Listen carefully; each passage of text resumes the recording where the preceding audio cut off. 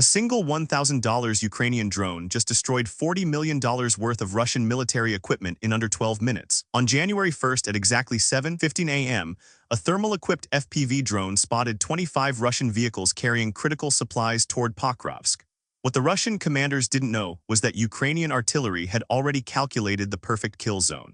By the time the smoke cleared, 17 vehicles were obliterated, and Russia lost enough ammunition to supply 800 soldiers for an entire week. Today, I'm revealing the exact tactical sequence that turned this routine supply mission into one of Russia's costliest logistical failures in the Pokrovsk sector. Let's break down this entire operation. On the morning of January 1st, 2026, Ukrainian drone operators from the 47th Mechanized Brigade were conducting routine reconnaissance missions over the roads leading into Pokrovsk. Pokrovsk has been a critical target for Russian forces for months now. The city sits on major supply routes that connect the occupied territories to the rest of Donetsk Oblast. If Russia takes Pokrovsk, they gain a significant advantage in controlling the region. But taking Pokrovsk requires one thing above all else: supplies, ammunition, fuel, food, medical equipment, and fresh troops. All of this needs to move along roads that Ukrainian forces can see and strike, and that's exactly what happened on this cold January morning. The Ukrainian drone operator was flying a commercial FPV drone equipped with a thermal camera about 8 kilometers east of Pokrovsk. These drones have become the eyes of the Ukrainian military. They're cheap, they're effective, and they can stay in the air for 30 to 40 minutes at a time. At around 7:15 a.m. local time, the operator spotted something unusual on the thermal feed. A long line of vehicles was moving slowly along a secondary road. The operator counted at least 25 vehicles in the convoy. There were military trucks carrying supplies, several BTR armored personnel carriers, what appeared to be mobile artillery pieces, and multiple fuel tankers. This wasn't just a small resupply mission. This was a major logistical operation designed to support a large-scale assault on Pokrovsk. The drone operator immediately relayed the coordinates to the command center. Within minutes, the information reached Ukrainian artillery units positioned approximately 12 kilometers away. But here's where Ukrainian tactics have evolved significantly over the past year. Instead of immediately opening fire, Ukrainian forces decided to track the convoy and wait for the perfect moment to strike. The convoy continued moving slowly along the road. Russian forces have learned to spread out their vehicles to minimize casualties from artillery strikes, so there was about 50 to 70 meters between each vehicle. The convoy was moving at roughly 20 kilometers per hour, which is standard for heavily loaded military trucks on damaged roads. Ukrainian intelligence officers studied the route. They noticed the convoy was heading toward a small village called Shevchenko, located about 15 kilometers from Pokrovsk. And here's the critical detail. To reach Shevchenko, the convoy would have to pass through a narrow section of road with a forest on one side and open fields on the other. This created what military analysts call a kill zone, a place where targets are confined and cannot easily escape. Ukrainian artillery commanders began preparing their firing solutions. They had 3 artillery batteries available, 2 equipped with American-supplied M777 howitzers, and 1 equipped with Soviet-era 2 S-1 Gvozdika self-propelled guns. The plan was simple but devastating. Wait until the convoy enters the narrow road section, then hit them from multiple directions simultaneously. At 8:47 a.m., the lead vehicles of the Russian convoy entered the kill zone. The Ukrainian drone operator confirmed that at least 18 vehicles were now in the targeted area. The artillery commander gave the order to fire. The first shells landed within 15 seconds. The M777 howitzers have incredible accuracy, and Ukrainian crews have had months of training with these weapons. The initial barrage targeted the front and rear of the convoy simultaneously. This is standard military doctrine. If you can disable the lead and tail vehicles, everything in the middle is trapped.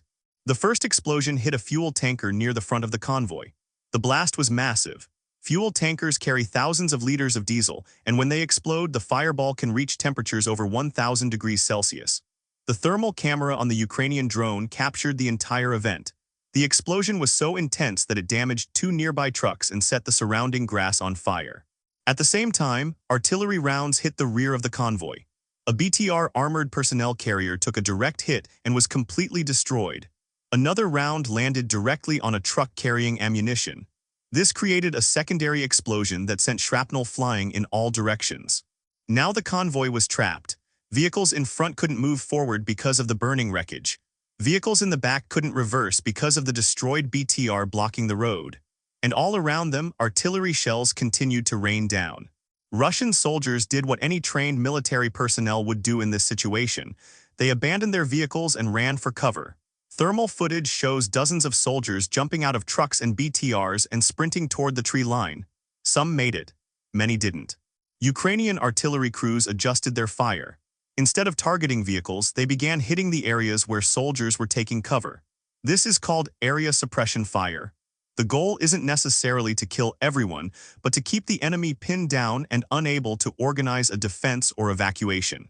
The artillery barrage lasted approximately 12 minutes. During that time, Ukrainian forces fired an estimated 180 to 200 artillery rounds.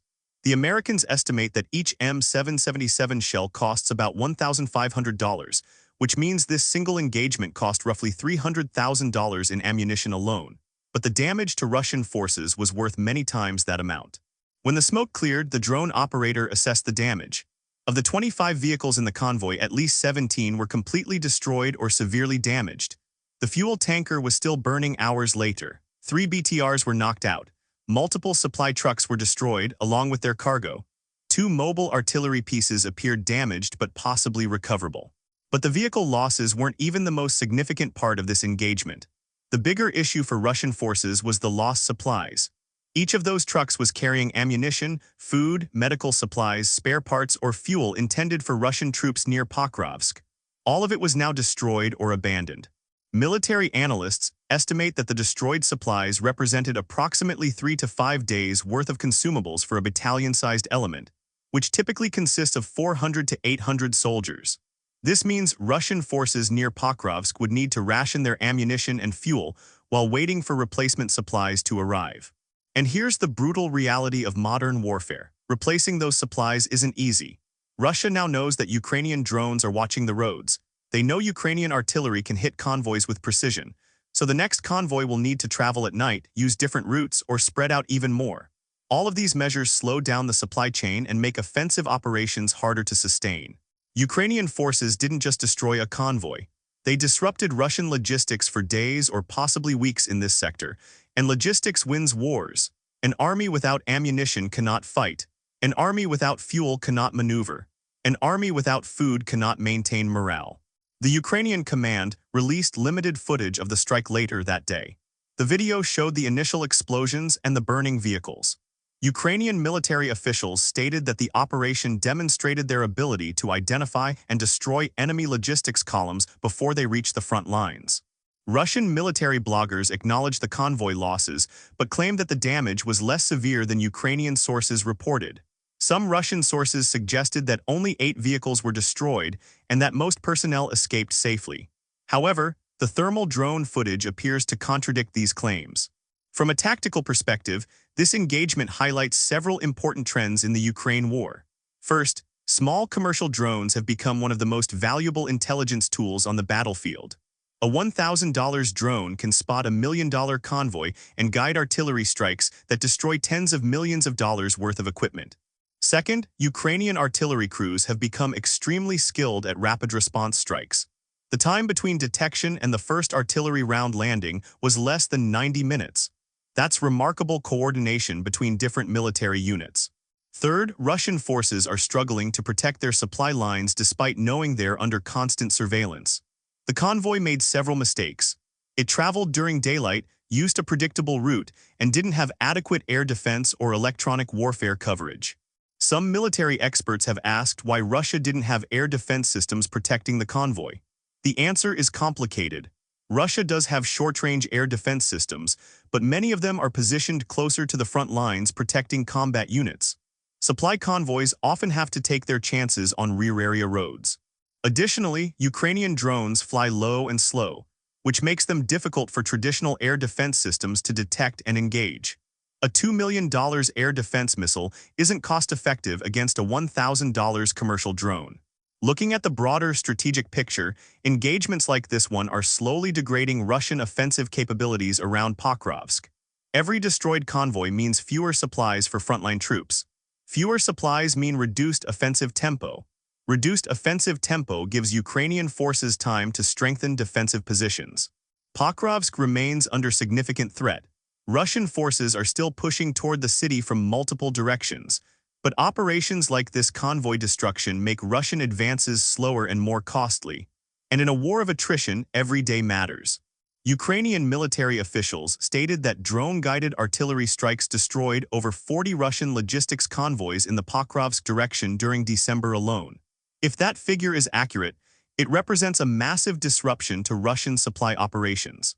The Russian military has tried various countermeasures. Some convoys now travel only at night. Others use electronic warfare equipment to jam drone signals. Some Russian units have started using decoy convoys to waste Ukrainian ammunition. But Ukrainian forces continue adapting their tactics as well. This cat-and-mouse game between Ukrainian reconnaissance drones and Russian logistics convoys will likely continue for as long as the war lasts. Both sides are constantly learning and adjusting. But for now, Ukrainian forces appear to have the upper hand in identifying and striking Russian supply lines. The January 1st convoy destruction near Pokrovsk demonstrates how modern warfare has changed. Small drones, precise artillery, and good coordination can achieve devastating results against even well-equipped military forces. The Russian convoy learned this lesson the hard way. For Russian commanders planning future supply operations in the Pokrovsk sector, this engagement serves as a stark reminder. Ukrainian drones are watching, Ukrainian artillery is ready, and the roads to Pokrovsk are more dangerous than ever. If you found this analysis valuable, make sure to hit that subscribe button and turn on notifications. We cover military operations and tactical analysis daily, breaking down exactly what's happening on modern battlefields. Thanks for watching Military Force, and I'll see you in the next mission.